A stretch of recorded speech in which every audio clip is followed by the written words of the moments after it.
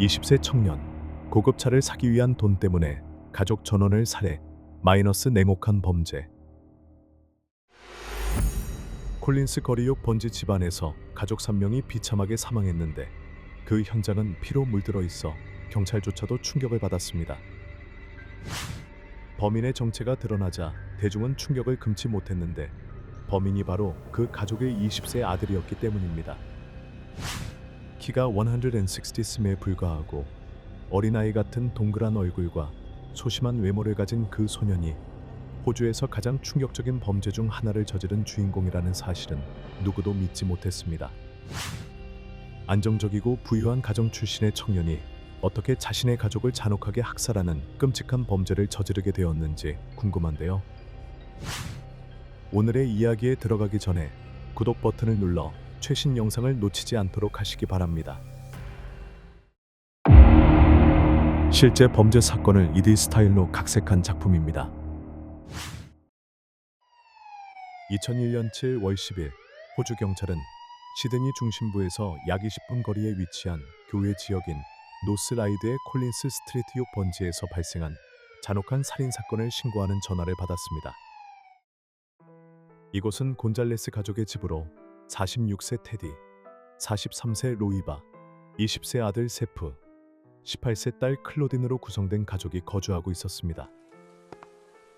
곤잘레스 가족은 원래 필리핀 출신으로 1990년대에 호주로 이주하였습니다.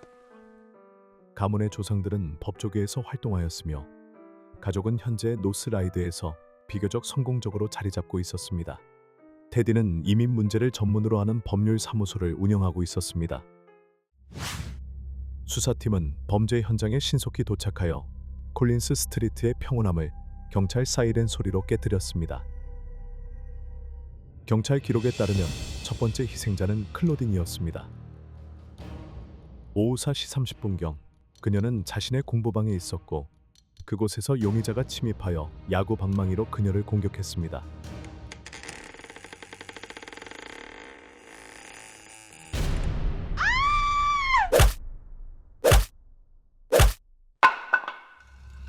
법의학 결과에 따르면 피해자는 최소 6차례 가격당하고 목이 졸린 것으로 나타났습니다. 또한 목과 복부에서 여러 개의 치명적인 자상도 발견되었습니다. 두 번째 희생자는 약 1시간 후 집으로 돌아온 로이바였습니다. 가해자는 문 근처에서 기다리다가 기습적으로 칼로 공격을 가했습니다. 딸과 마찬가지로 로이바도 가슴, 복부, 얼굴, 목 부위에 다수의 자상을 입었습니다.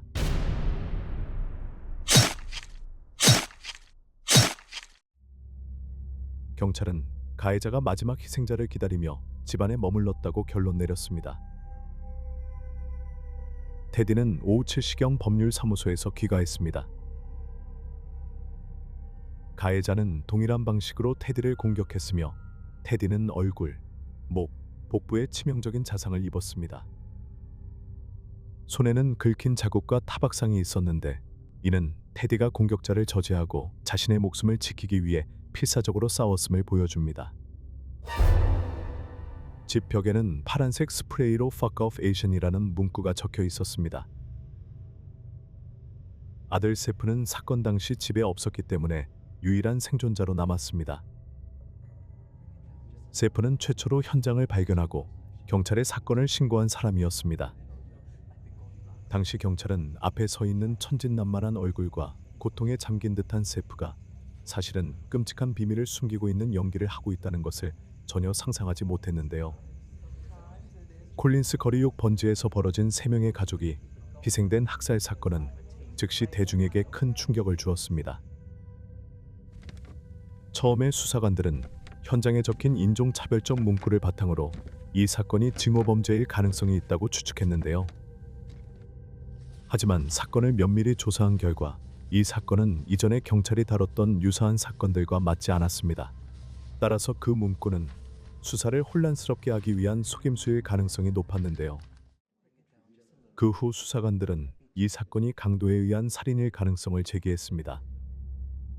하지만 집안에는 침입 흔적이 전혀 없었고 아무런 물건도 사라지지 않았으며 심지어 피해자들이 소지한 현금조차 그대로 남아있어 두 번째 가설 역시 곧 배제되었습니다. 부검 결과 가족 구성원 모두가 약 3시간 안에 살해된 것으로 밝혀졌습니다. 강도라면 그렇게 오랜 시간을 현장에 머무르지 않는다는 점에서 강도 살인의 가능성은 더욱 줄어들었는데요. 모든 살인 사건에서, 특히 가족을 대상으로 한 사건에서는 경험상 용의자는 피해자와 가장 가까운 사람일 가능성이 크다는 것이 드러납니다. 따라서 세프 곤잘레스, 유일한 생존자이자 아들은 수사관들의 주요 용의자로 빠르게 떠올랐습니다. 7월 22일, 테디와 클로딘 부녀의 시신은 시드니의 한 조용한 묘지에 안장되었습니다. 비극적인 가족의 친구들과 사랑하는 이들이 장례식에 참석해 촛불을 밝히며 희생자들의 평안을 기원했는데요. 장례식장은 깊은 슬픔이 가득했고 모두가 왜 이런 끔찍한 비극이 곤잘레스 가족에게 일어났는지 이해하지 못하고 있었습니다. 장례식에서 세프 곤잘레스는 부모와 여동생을 위한 노래를 부르며 마지막 인사를 전했는데요. 세프는 가족을 향한 깊은 애도와 그리움을 표현했고 많은 이들이 그의 불행에 눈물을 흘렸습니다. 곧이어 세프는 텔레비전에도 출연해 자신의 가족을 학살한 범인을 찾기 위해 노력하고 있다고 밝혔습니다. 그는 정의가 실현되기를 원하며 범인을 잡는 데 도움을 줄 사람에 $10만 달러의 현상금을 걸겠다고까지 했습니다. 세프는 고통에 찬 아들의 모습으로 진실을 밝히기 위해 애쓰는 듯 보였지만 사실 그가 이 끔찍한 진실의 열쇠를 쥐고 있었는데요. 장례식 이후 경찰은 사건의 진짜 범인을 찾기 위해 수사를 계속 이어갔습니다.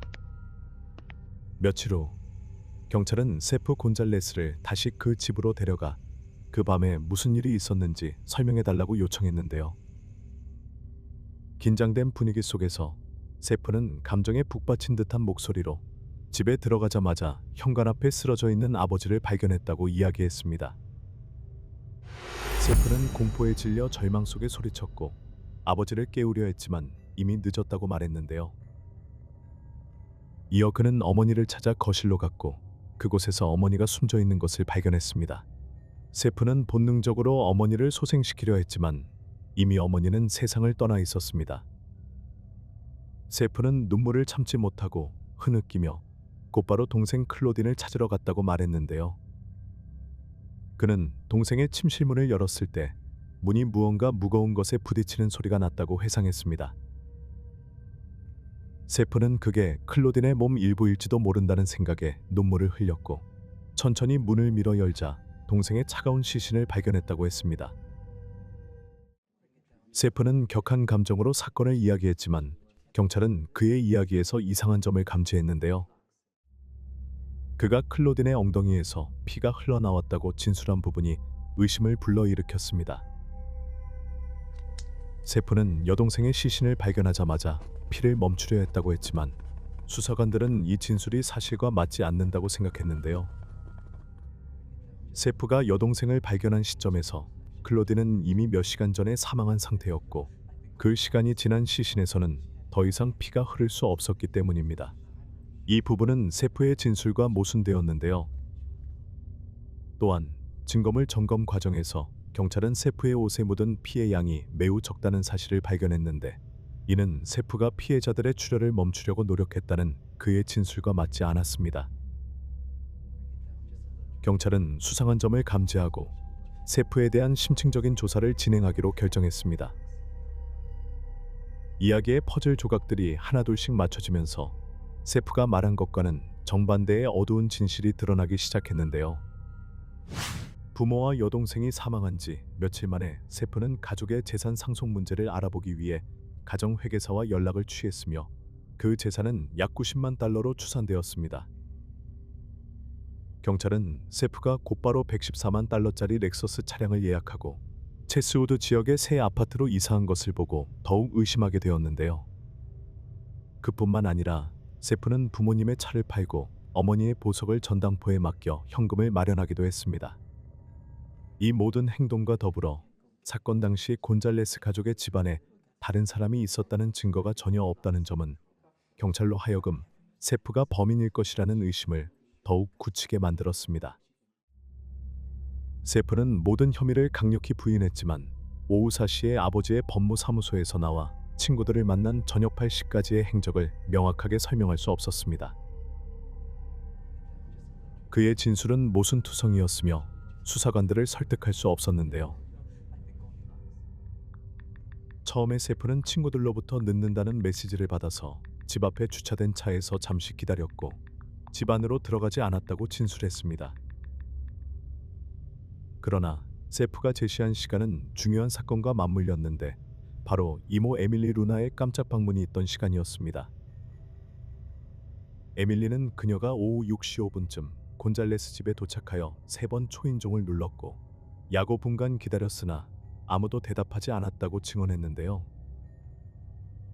그녀는 세프와 어머니의 차가 차고에 주차된 것을 보았지만 집은 불이 꺼져 있었고 너무나 조용해 이상한 느낌을 받았다고 합니다. 문 앞에서 기다리던 중 에밀리는 왼쪽 창문의 반투명 유리 너머로 어떤 사람의 그림자를 보았는데요. 처음에 그녀는 그것을 옷걸이에 걸린 모자와 긴 코트로 착각했지만 불안감이 커지자 평소처럼 차고 문을 통해 들어가는 대신 아들과 함께 그 자리를 떠나기로 결정했습니다. 자신의 차가 사건 발생 시간에 차고에 주차된 것을 목격한 증인이 있다는 사실을 알게 되자 세프 곤잘레스는 곧바로 자신의 이야기를 바꿨습니다. 그는 사건이 일어난 동안 택시를 타고 체스우드 지역의 한 성매매업소에 갔다가 집으로 돌아와 차를 가져가 친구의 집으로 갔다고 진술했는데요. 하지만 이 진술은 택시 기사와 업소의 성매매 여성이 세프를 그날 밤에 보지 않았다고 부인하면서 곧바로 무너지게 되었습니다. 이와 동시에 경찰이 수집한 증거들은 세프의 거짓말을 더욱 명확히 드러냈습니다. 세프의 옷에서 발견된 페인트는 사건 현장 벽에 쓰인 혐오성 문구를 작성하는 데 사용된 것과 동일한 종류였는데요. 또한 그의 방에서는 범행 당시 사용된 것으로 추정되는 사이즈 7의 운동화와 일치하는 신발 상자가 발견되었습니다. 세프가 감추려고 한 거짓말과 흔적들은 결국 그를 범인으로 지목하는 결정적인 증거가 되었고 그가 저지른 끔찍한 범죄는 점차 법의 심판대 앞에 드러나게 되었습니다. 세프 곤잘레스는 그를 아는 사람들에게 그저 평범하고 예의 바르며 매너 좋은 청년으로 알려져 있었는데요. 곤잘레스 가족은 언제나 모범적인 가정으로 여겨졌으며 부모님은 자녀들을 정성스럽고 사랑으로 키운 것으로 유명했습니다. 아무도 그가 부모와 여동생을 잔인하게 살해한 범인일 것이라고는 상상도 하지 못했을 것입니다. 더 충격적인 것은 세프 곤잘레스의 범행 동기가 정신질환이 아닌 바로 그의 끝없는 탐욕에서 비롯되었다는 점이었는데요. 세프는 아버지 테디 46세, 어머니 메리 43세, 그리고 여동생 클로딘으로 이루어진 사인 가족의 장남이었습니다. 1990년 대지진 이후 테디와 메리 로이바 부부는 필리핀을 떠나 호주로 이주하기로 결정했습니다. 그들은 서로 화목하게 지내는 가정이었지만 테디와 메리 로이바는 자녀에게 엄격한 부모로 유명했습니다. 부모는 특히 장남인 세프에게 높은 기대를 걸었으며 그가 훌륭한 성적을 내고 장차 의사나 변호사가 되기를 원했는데요. 그러나 불행히도 세프는 부모님의 기대를 충족시키지 못했습니다. 그는 게으르고 공부에 관심이 없었으며 좋은 성적을 거두는 데 어려움을 겪었는데요. 학업에 집중하기보다는 세프는 자신을 성공한 사업가, 가수 또는 유명 모델로 상상하며 허황된 꿈에 빠져 지내는 것을 더 좋아했습니다. 세프의 거짓말은 병적인 습관이 되어갔고 그는 심지어 성적을 조작해 진실을 숨기기도 했습니다. 세프는 여동생 클로딘에게도 시험 성적을 조작하라고 요구했는데요. 클로딘이 이 사실을 부모님께 알리자 세프는 부모님의 분노에 직면하게 되었습니다. 테디 부부는 주저없이 세프를 심하게 꾸짖었고 이로 인해 세프와 부모 사이의 갈등은 더욱 심화되었습니다. 결국 어느 날 어머니와의 다툼 끝에 세프는 칼을 들고 어머니를 위협하며 죽이겠다고 말했는데요. 메리 로이바는 그 위협을 대수롭지 않게 여겼습니다. 그녀는 세프가 아무리 방탕해도 가족에게 해를 끼치지 않을 것이라고 생각했기 때문입니다. 세프의 학업 성적은 점점 더 나빠졌고 이에 테디와 메리 로이바는 그에게 최후 통첩을 내렸습니다. 그들은 성적이 나아지지 않으면 세프가 특히 아끼던 자동차를 포함하여 누렸던 특권을 박탈하겠다고 경고했는데요. 자신의 외모와 지위를 과시하기 좋아하는 세프는 이런 것을 잃고 싶지 않았습니다. 그러나 그는 자신을 바꾸려는 노력 대신 어둡고 위험한 생각을 품기 시작했습니다. 세프는 부모님이 호주와 필리핀에 약 150만 달러 상당의 자산을 보유하고 있다는 것을 알고 있었는데요. 그는 만약 부모님과 여동생이 사망하면 자신이 유일한 상속자가 될 것임을 알고 있었습니다. 그는 그 거대한 자산을 생각하며 기쁨을 느꼈고 결국 이를 바탕으로 가족을 학살하려는 잔인한 계획을 세우게 되었습니다. 세프 곤잘레스가 가족의 재산을 차지하려고 세운 첫 번째 계획은 독살이었습니다. 그의 학살 사건이 발생하기 몇 달 전, 세프는 자신의 노트북을 사용해 독성 물질과 은밀하게 사람을 죽이는 방법을 인터넷에서 검색했는데요.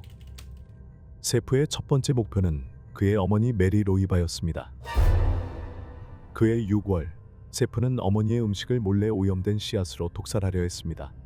그는 어머니가 의심 없이 음식을 먹고 사망하길 바랐는데요.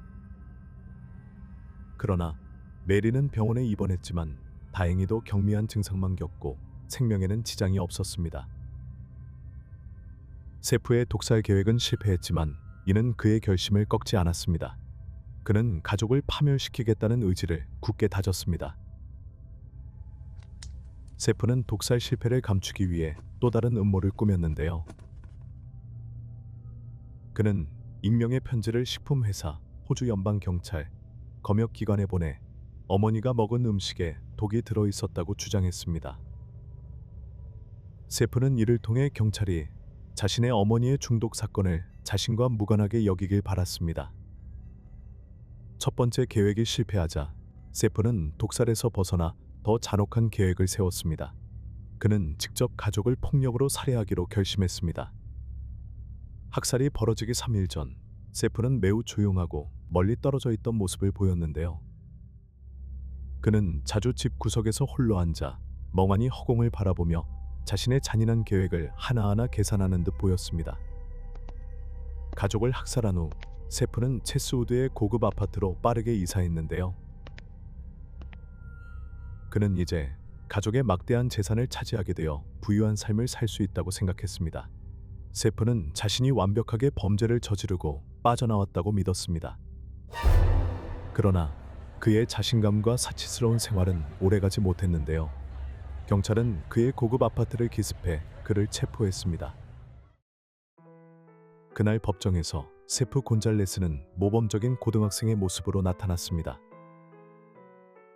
그는 안경을 쓰고 흰 셔츠에 넥타이를 매고 회색 코트를 입고 있었는데 이는 그가 저지른 끔찍한 범죄와는 완전히 상반되는 모습이었습니다.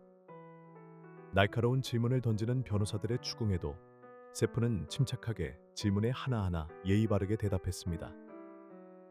심지어 매우 능숙한 공소검사의 공격에도 그는 차분함을 유지했는데요.